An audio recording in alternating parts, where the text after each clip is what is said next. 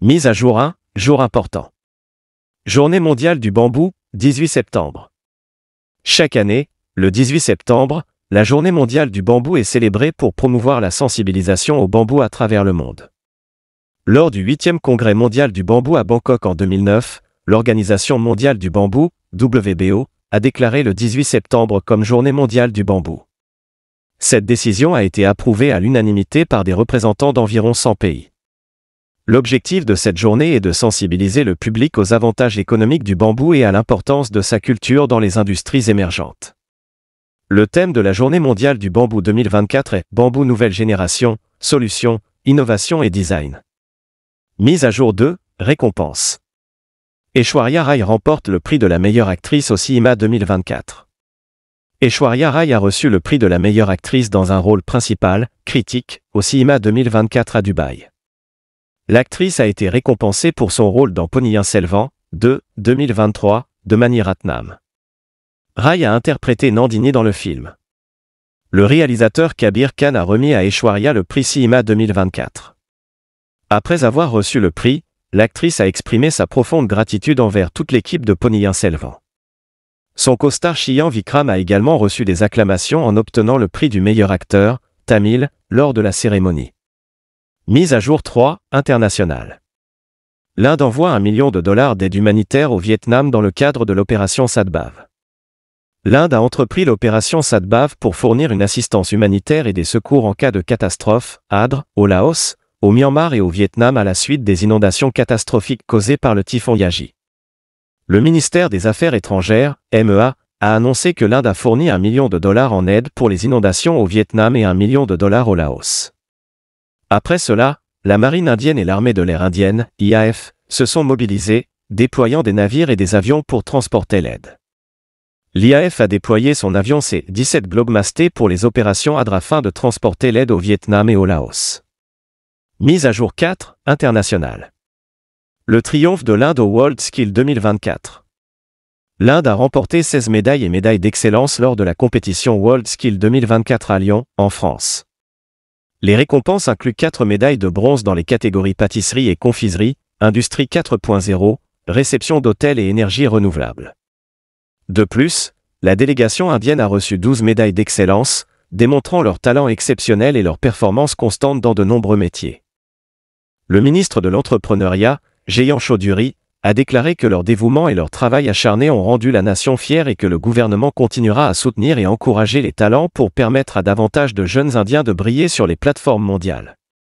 Mise à jour 5, divers. Première femme pakistanaise nommée arbitre international de cricket. Salema Imtiaz est devenue la première femme pakistanaise à être nommée au panel international des arbitres de développement du Conseil international de cricket, ICC, selon le Pakistan Cricket Board. Sa nomination au panel signifie qu'elle peut désormais officier lors de matchs internationaux bilatéraux féminins et de compétitions féminines de l'ICC. Imtiaz a rejoint le panel des arbitres féminins du PCB en 2008 et a travaillé dans plusieurs compétitions du Conseil asiatique de cricket au cours des 3 dernières années. Sa première nomination sur le terrain lors d'une série bilatérale la verra officier pour la série T20 de 3 matchs entre les équipes féminines du Pakistan et de l'Afrique du Sud qui commence à Multan. Mise à jour 6, nationale. 8e semaine de l'eau en Inde 2024 organisée par le ministère de Jal Shakti. La présidente de l'Inde, SMT.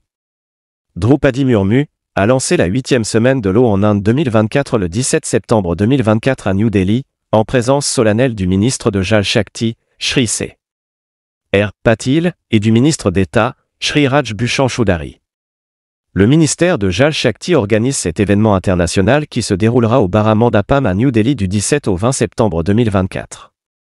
Outre les sessions ci-dessus, la 8e semaine de l'eau en Inde inclut un programme culturel et une visite d'études, offrant de nombreuses occasions de réseautage, d'échange de connaissances et de présentation des innovations. Mise à jour 7, nationale.